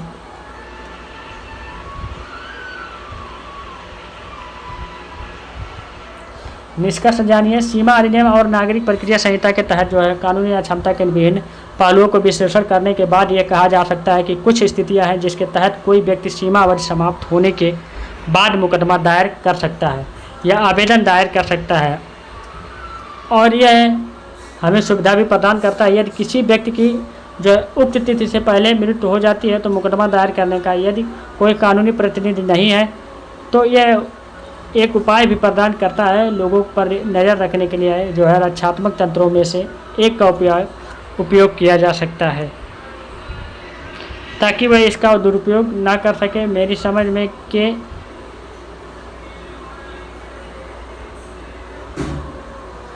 अनुसार यह कानून काफ़ी सटीक है, और क्योंकि ये प्रावधानों के दुरुपयोग को रोकता है और न्यायाधीशों को भी इस सीमा अवधि को एक वरदान के रूप में मानना चाहिए, ठीक। ये निष्कर्ष था। अब हम लोग देखेंगे भारतीय पंजीकरण अधिनियम 1908 के 3 महत्वपूर्ण प्रावधान, जिसे हम लोग पंजीकरण नियम कहते हैं, जिसे हम लोग कहते हैं law relating to the registration of document and bar of limitation it's जो है इफेक्टिव के बारे में आप लोग देखेंगे। 1908 का कानून पंजीकरण अधिनियम समग्र जो है हस्तांतरण अधिनियम के विपरीत केवल दस्तावेजों पर जो प्रहार करता है, न कि लेन देन पर। उसी तरह अधिनियम में यह आवश्यक नहीं है कि अचल संपत्ति को प्रभावित करने वाला लेन देन एक पंजीकृत दस्तावेज द्वारा किया जाना चाहिए। यह जो कुछ भी अधिनियम करता है यह है कि जब अधिनियम की धारा 17 में निर्दिष्ट किसी भी लेन देन को प्रभावी बनाने के लिए दस्तावेज का उपयोग किया जाता है तो ऐसे दस्तावेजों को पंजीकृत किया जाना चाहिए। यदि लेन देन बिना किसी दस्तावेज के वैध रूप से प्रभावित हुआ है तो अधिनियम के प्रावधानों को लागू करने का कोई आधार नहीं होता है मेरे भाई। जब एक हिसाब से मतलब संतुष्ट आप भी हम भी, तो इसमें अधिनियम कहाँ लगेगा, उसमें धारा कहाँ लगेगी, उसमें सेक्शन कहाँ लगेगा। पंजीकरण का वास्तविक उद्देश्य यह सुनिश्चित करना है कि संपत्ति के साथ व्यवहार करने वाले प्रत्येक व्यक्ति जो है जहाँ इस तरह के लेन देन के लिए पंजीकरण की आवश्यकता होती है, सभी लेन देन के पूर्ण और संपूर्ण खाते के रूप में पंजीकरण में निहित बयानों पर विश्वास के साथ भरोसा कर सकता है। कुछ मामलों में पंजीकृत दस्तावेज लेन देन के जो है साक्ष्य में निर्दिष्ट निष्क्रिय और अस्वीकार है मेरे पास, सही बात है, कुछ जगह पर दिक्कतें हैं। पंजीकरण अधिनियम के धारा 49 और 50 सुरक्षित करनी है तो करती है कि पंजीकृत दस्तावेज उसी संपत्ति से संबंधित प्रत्येक जो है अपंजीकृत दस्तावेज के विरुद्ध प्रभावी होगा। किसी भी मामले में पंजीकृत का उद्देश्य है कि पिछले लेन देन या धोखाधड़ी से बचाव करना, ये चीज़ें इसमें कहा गया है। ये ध्यान रखना महत्वपूर्ण है कि पंजीकरण किसी ऐसे जो है लिखित को वैधता प्रदान नहीं कर सकता है जो अधिकारित या अवैध या कपटपूर्ण हो। पंजीकरण के कानून का उद्देश्य जो है धोखाधड़ी को रोकना है, ना कि जो है सहायता करना है। ये चीज़ इसमें कहा कि पंजीकरण का मतलब है कि धोखाधड़ी ना हो पाए, इसमें जो है सहायता करने की कोई गुंजाइश नहीं होती, इसलिए पंजीकरण करवाया जाता है। इसके अलावा एक जो है आप देखिए पंजीकृत दस्तावेज की जो है बाद पंजीकृत दस्तावेज द्वारा पुष्टि की जा सकती है। उदाहरण के लिए ए ने बी को जो है हस्तांतरण का एक दस्तावेज निष्पादित किया लेकिन इसे पंजीकृत नहीं किया। तत्पश्चात ए ने पहले विलेख की पुष्टि करते हुए बी को एक दस्तावेज निष्पादित किया और इस दस्तावेज को पंजीकृत कराया। ये चीज़ इसमें कहा गया। ठीक, दस्तावेज निष्पादित किया गया और इस दस्तावेज को पंजीकृत कराया। पंजीकृत अधिनियम के निषेधात्मक और दंडात्मक प्रतिबंधों पर सबसे सख्त निर्माण किया जाना चाहिए, जबकि पंजीकृत के गैर अनुपालन के लिए गंभीर अवैधता को लागू करता है। धारा 17 एक अक्षम करने वाला अधिनियम, इसे सख्ती से समझा जाना चाहिए। ये चीज़ इसके बारे में कहा गया। धारा 17 ये कुछ दस्तावेजों को अनिवार्य के लिए पंजीकृत प्रावधान के बारे में बताता है। धारा 18 जो है ये कुछ दस्तावेजों को वैकल्पिक पंजीकृत का प्रावधान करता है। धारा 19 यह पंजीकृत के लिए कोई भी दस्तावेज ऐसी भाषा में है जिसे पंजीकृत अधिकारी द्वारा नहीं समझा जाता है और वह आमतौर पर जिले उपयोग नहीं किया जाता है और दस्तावेज को पंजीकृत करने से इनकार कर देगा, जब तक कि यह आमतौर पर जो उपयोग की जाने वाली जो है भाषा में सही अनुवाद के साथ ना हो। ये सब इसमें कहा गया है। उपयोग की जाने वाली भाषा में सही अनुवाद के साथ होना चाहिए। धारा 20 के बारे में कहा गया इंटरलाइनेशन रिक्त स्थान मिटाने पर परिवर्तन वाले दस्तावेज को पंजीकृत अधिकारी द्वारा स्वीकार करने से इनकार किया जा सकता है, जब तक कि दस्तावेज निष्पादित करने वाले व्यक्ति अपने हस्ताक्षर के साथ जो है ऐसी त्रुटियों को प्रमाणित ना करे। जब तक कि हस्ताक्षर सिग्नेचर करके जो इस तरह के त्रुटियों को प्रमाणित ना करे तब तक इसे निष्कासित किया जा सकता है। प्रस्तुत का समय देखिए। धारा 23 और 24, 25, 26 में निहित प्रावधानों के अधीन वसीयत के अलावा कोई भी दस्तावेज पंजीकृत के लिए स्वीकार नहीं किया जाएगा। जब तक वसीयत नहीं रहेगा जब तक नहीं माना जाएगा। जब तक कि इसके निष्पादन की तारीख से 4 महीने के भीतर उचित अधिकारी को इस उद्देश्य के लिए प्रस्तुत नहीं किया जाता है। ठीक, उचित अधिकारी जो होगा। धारा 23A में कुछ दस्तावेजों में पुनः पंजीकृत संबंधित होना चाहिए। जैसे अनुभाग मानता है कि जहां एक व्यक्ति द्वारा पंजीकरण के लिए दस्तावेज प्रस्तुत किया जाता है जिसे उसे प्रस्तुत करने के लिए विधिवत सशक्त नहीं किया जाता है और दस्तावेज को स्वीकार और पंजीकृत किया जाता है तो पंजीकरण अमान्य हो जाता है। ऐसे मामले में धारा 23A प्रदान करती है कि दस्तावेज को जो है फिर से पंजीकरण के लिए प्रस्तुत किया जाना चाहिए। यह किया जा सकता है ये इलाके जो या इसके जो है तहत दावा करने वाले किसी भी व्यक्ति द्वारा पहली बार यह पता चलने के 4 महीने के भीतर ऐसे दस्तावेज का पंजीकरण अमान्य और इसे फिर से पंजीकृत किया जा सकता है। यह खंड 1970 के जो भारतीय पंजीकरण अधिनियम संशोधन अधिनियम 15 द्वारा जो है बताया गया ये सब सारी चीज़ें। ठीक, इसके अलावा धारा 27 में प्रावधान है कि जो है वसीयत को किसी भी समय में पंजीकरण या बयान के लिए प्रस्तुत किया जा सकता है। ये भी कहा गया इसमें। फिर नीचे देखिए पंजीकरण की जगह क्या होती है। भारतीय पंजीकरण अधिनियम 1908 की धारा 28 से 31 की जो है पंजीयक रजिस्ट्रार आदि कार्यालय में दस्तावेजों के पंजीकरण के लिए जगह संबंधित है। धारा 28 जानिए इसमें यह प्रावधान है कि इसमें उल्लिखित दस्तावेज को सभी अचल संपत्ति से संबंधित है। इसमें अचल संपत्ति होंगे। उप पंजीयक के कार्यालय में पंजीकरण की प्रस्तुत किए जाएंगे जिनके उप जिले के भीतर संपत्ति का पूरा कुछ हिस्सा संबंधित दस्तावेज है स्थित।